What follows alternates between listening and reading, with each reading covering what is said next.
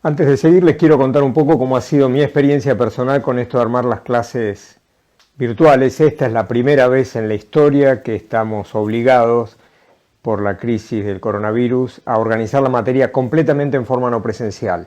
Y para nosotros es realmente un shock. Pensamos al principio en organizar las clases filmadas.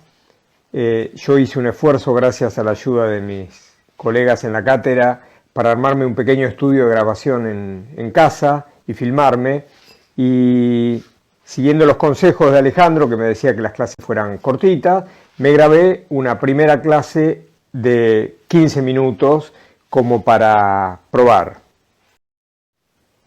Pensé que me había salido buena la clase, me había trabucado poco, así que me puse a verla y no aguanté ni un minuto. Me dio tal vergüenza ver eso, verme hablándole a nadie y además verme a mí mismo, que decidí que mis clases no iban a ser con video, iban a ser solo audio. Y además no sé cómo voy a volver a dar clase, porque la imagen que uno tiene de sí mismo no es ese papelón que se ve en el video.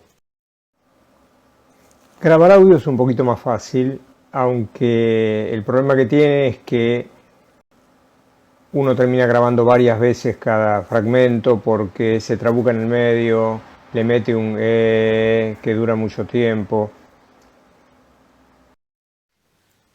Escucharse es casi tan difícil como verse, y cuando uno quiere organizar la coordinación entre los fragmentos de audio y el PowerPoint, hay que escucharse un poco y se hace duro, realmente se hace duro.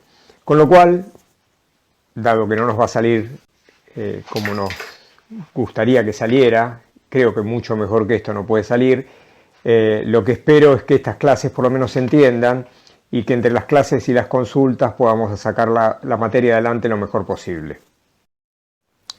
Construir software en general es complicado. No solamente tenemos que desarrollar un sistema que satisfaga los requerimientos de nuestros clientes, sino que además lo tenemos que hacer de tal manera que pueda ser extensible, que pueda adaptarse a nuevos requerimientos que aún no conocemos. Y en ese contexto la experiencia es importantísima, porque cuantos más sistemas hemos construido, más estamos preparados para enfrentarnos a las situaciones que nos aparecen cada vez. Sobre todo porque muchas de esas situaciones que aparecen ya las hemos visto en otra oportunidad, ya hemos resuelto situaciones semejantes, y eso es lo que hace que quien tiene experiencia sea diferente a quien no la tiene. En las clases siguientes entonces vamos a aprender una forma de capturar la experiencia, de transmitirla de una manera práctica, simple, y de reutilizarla cada vez que la necesitamos. A partir de ahora vamos a empezar a estudiar el concepto de patrón de software, específicamente de patrón de diseño de software. Es muy interesante que la idea de patrones se originó en el campo de la arquitectura. En los años 70 un arquitecto americano, Christopher Alexander, se dio cuenta de que en los urbanismos o en las casas bien construidas, en donde se podía vivir bien, se repetían ciertas soluciones una y otra vez. Y entonces Alexander definió el concepto de patrón. Se los leo. Un patrón describe un problema que ocurre una y otra vez en un contexto y describe la parte central de la solución a ese problema de tal manera de que pueda ser usado millones de veces sin hacer lo mismo dos veces. Según Alexander, un patrón es un par problema-solución, que además tiene una característica importante, que es que los problemas son recurrentes, o sea, son problemas con los que nos vamos a encontrar una y otra vez, y las soluciones son las buenas soluciones a esos problemas, las soluciones que se utilizan más usualmente. Y para que un patrón sea efectivo, para que podamos usarlo bien, el patrón debe incluir una regla que básicamente dice cuándo lo tengo que aplicar a este patrón. Para darles un ejemplo simple de qué cosa es un patrón y además cómo encontramos patrones, cómo nos damos cuenta que algo es un patrón, imagínense la siguiente situación. Hace muchos años, 30, 40, cuando todavía no estaba estandarizada las conexiones eléctricas, nosotros nos mudamos a vivir en una casa nueva, nos compramos una heladera y la queremos poner a funcionar para que cuando vengan nuestros amigos tener bebida fría. Ahí con un poquito de desesperación descubrimos que el enchufe que tiene la heladera es absolutamente incompatible con el tomacorriente que tenemos en la casa, que es muy antiguo, mientras que la heladera es un poco más moderna, que no tenemos forma de enchufarla. Es la primera vez que nos encontramos con esa situación, es la primera vez que estamos solos teniendo que resolver un problema doméstico. La pregunta es, ¿qué hacemos? Y claramente para alguien que no tiene experiencia no hay muchas soluciones para resolver el problema. La primera es romper la pared, de manera de poder encajar el enchufe como corresponde. Ahí nos damos cuenta que romper la pared, además de que vamos a dejar la casa destruida, es difícil, con lo cual nos enfocamos en la segunda solución, que es trabajar sobre el enchufe, romperlo, desarmarlo, alguna cosa por el estilo.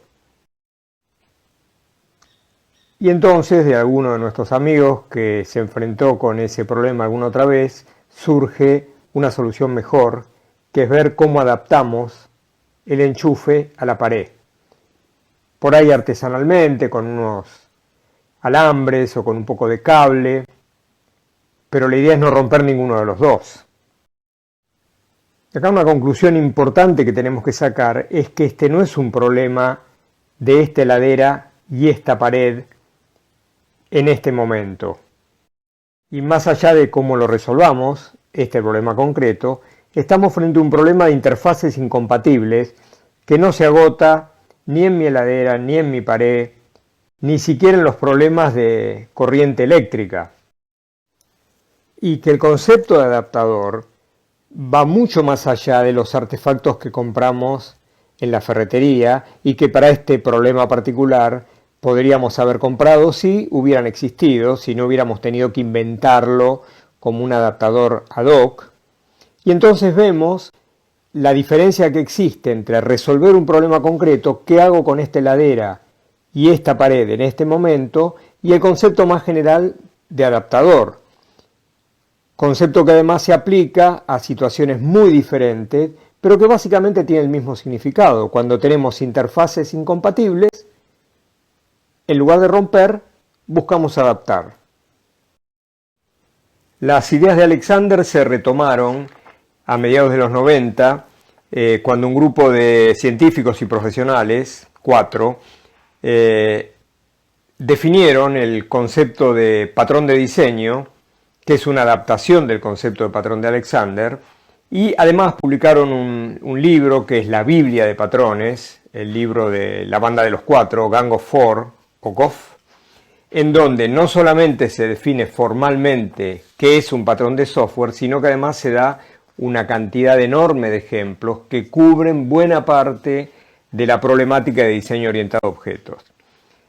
En términos de ese libro, la definición de un patrón, y se las traduzco, es que un patrón de diseño nombra, abstrae e identifica los aspectos claves de una estructura de diseño común que la hacen útil para crear un diseño orientado a objetos reusable.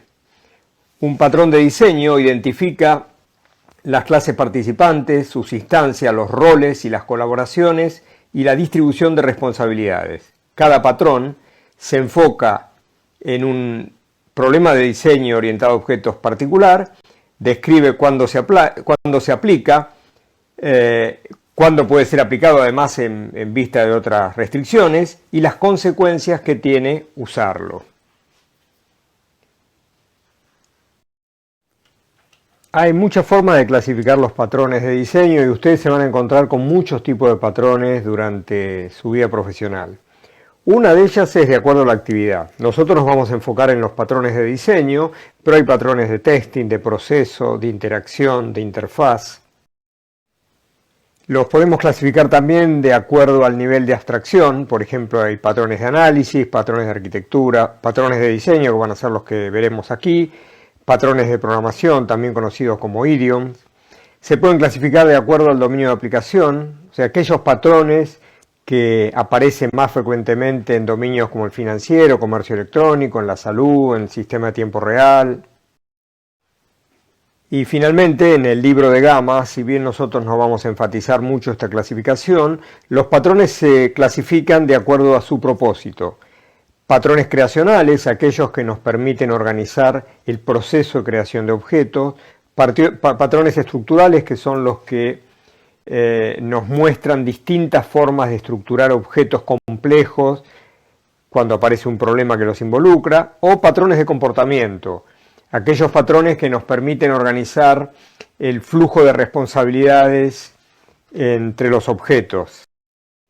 Como un breve resumen a esta introducción al concepto de patrones, decimos que un patrón va a describir un problema recurrente y una buena solución a ese problema. El patrón además va a incluir de alguna manera una regla que nos diga: cada vez que te enfrentes a este problema, haz lo siguiente.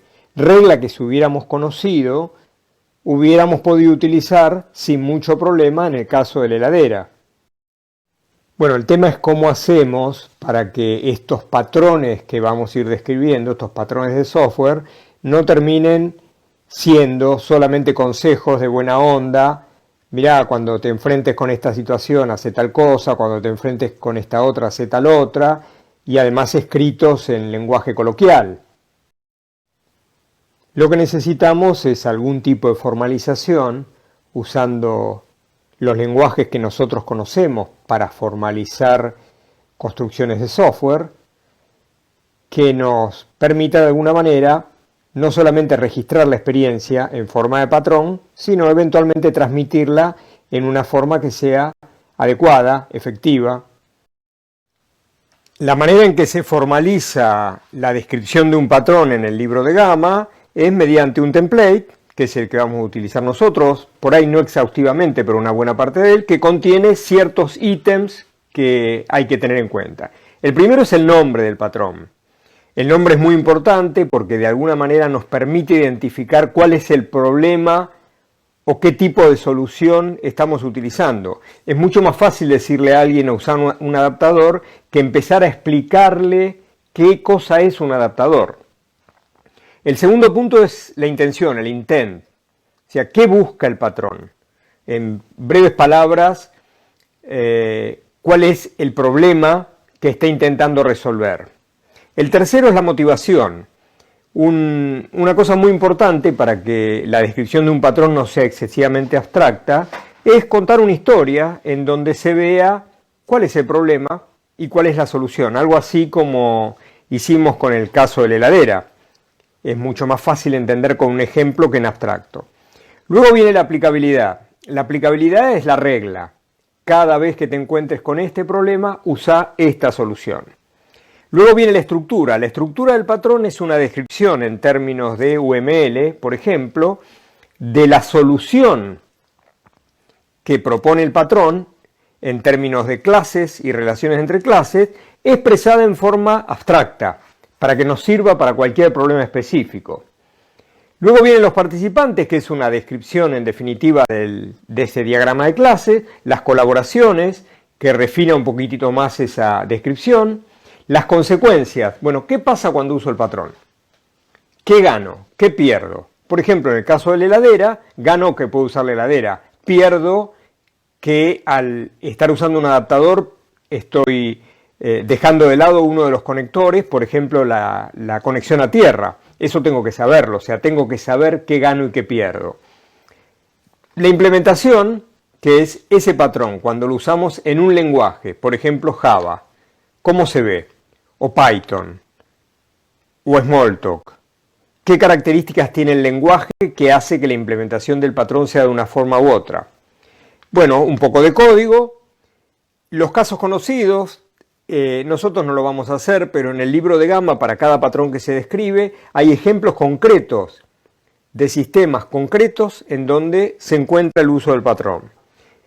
Y finalmente los patrones relacionados, porque muchas veces nos vamos a encontrar con que la misma estructura o semejante aparecen distintos patrones y tenemos que identificar exactamente cuál es cuál.